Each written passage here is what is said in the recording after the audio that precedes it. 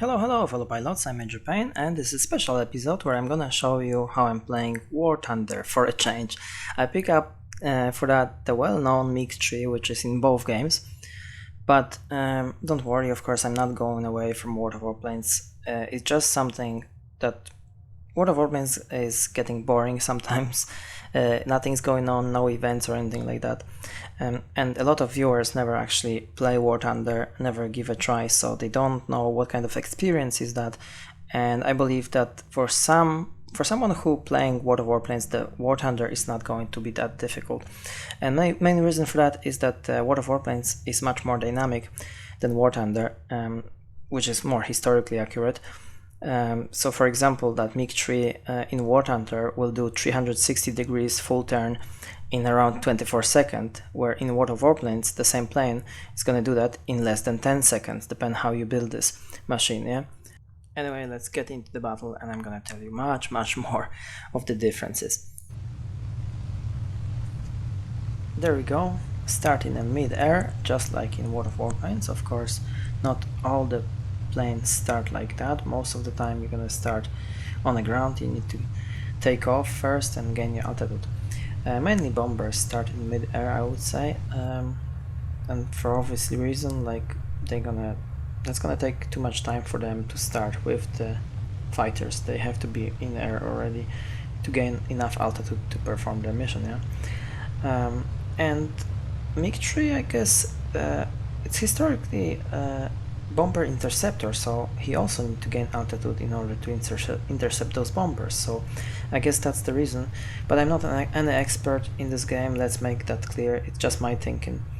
And one more thing here, guys, of course I didn't change my opinion about War Thunder. I have already one video about this game which heavily criticized its economy and amount of grind for the players, like it's insane, and that's still here. So just to be clear, it's just fun video to show how World of Warplanes player can fly in War Thunder, but that doesn't mean I'm going to grind millions of X now for this game. Oh no maybe in next life.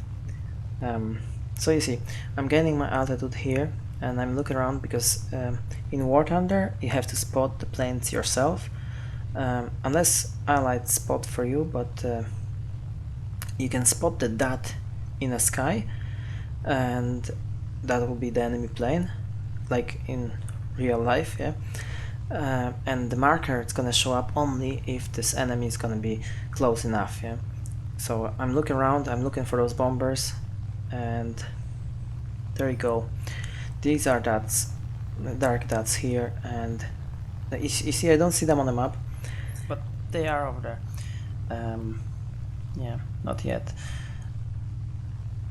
So they go on for the, yeah, there you go, Ju-88, and they going for this ground objective, FW-200, that's great, and Ju-87, and there's my allied in MiG-3, so he's gonna intercept one of these, I guess. And FW just disappeared, but he's still there. You can see, yeah, it's show up again. Okay, so now it's such a range that he's not gonna disappear. Yeah, I'm gonna see them myself. So I'm gonna engage this Ju-88, this one. Yeah, the MiG-3 actually give up this guy, so I'm gonna take him out. And hopefully after that I'm gonna take out the FW-200. There you go.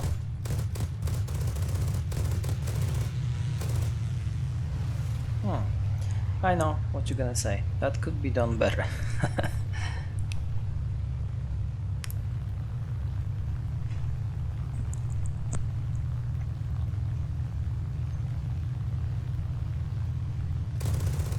Yeah, there you go.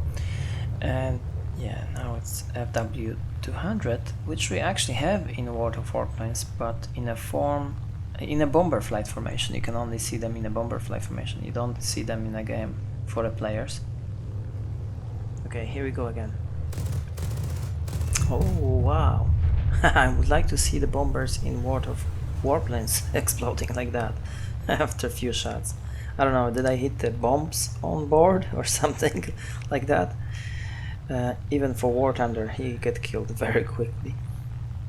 And the graphic is pretty amazing here. You see, I'm flying here at low quality graphic, like I think it's medium, and the client is not HD, it's SD, so this graphic could be much better than you see now. But for me this is excellent. For me it looked very good, even though it's far away from the best graphic you can have here. Yeah, I mean, for younger generation probably it's more important. For me it's not so important, because I was playing that kind of games when they was looked like Minecraft back in the day. Now I'm looking for those two Messerschmitt. I think I'm gonna pick up the one Messerschmitt BF-109. In a dive you can't exceed the maximum speed, because you can lose your wings or some structural damage can cause you a crash. Now I just push the throttle back. You see my wings are shaking because I was so fast. I level off. You just can't dive like in World of Warplanes and get into the fight. You have to do it slowly. You can't just lose your wings in the process, yeah. And my engine is idle now, so enemy cannot hear me. So this is kind of surprise attack. If he's not look around, then he couldn't hear me. There you go.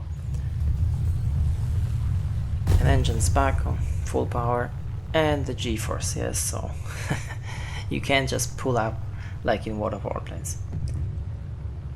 These are bots, so I'm not gonna be worried about this IL-2. There is a player, BF-109. So all those effects create this satisfaction when you get killed on someone. This is a lot of satisfaction there. I think those two planes left, Spitfire and Messerschmitt, that's all here.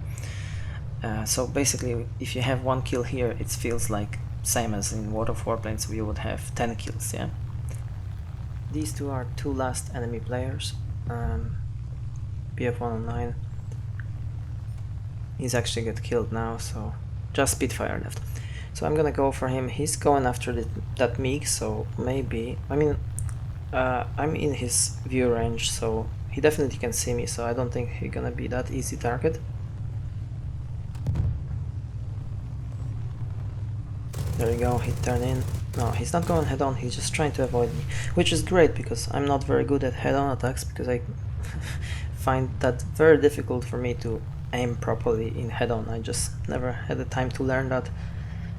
And so we climb, and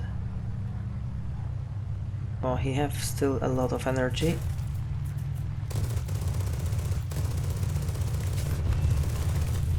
Oh crap. Small damage to my left wing and right as well, actually. I'm trying to disengage, and he's going for me, or no, he's busy with other players, so now I'm gonna re-engage, and we try to finish off this guy. So these games basically very rarely are finished because of bombers destroy the ground targets here. Most of the time it's one of the team lose all the planes. Ground targets not decide too often. I'm trying to maintain my altitude so I can have the better energy, because I definitely cannot turn with Spitfire.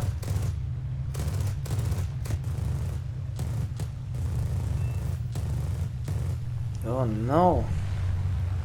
Just finish right in front of him would be deadly. So I have this energy, so I use that to climb and get back to him now again. He's probably damaged.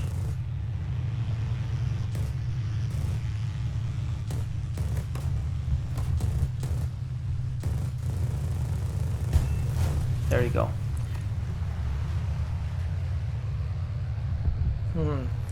Nice. So that was one of my good games. Often I finish with 1 or 2 kills in a battle, but the satisfaction you have after a victory in this game is just undescribable.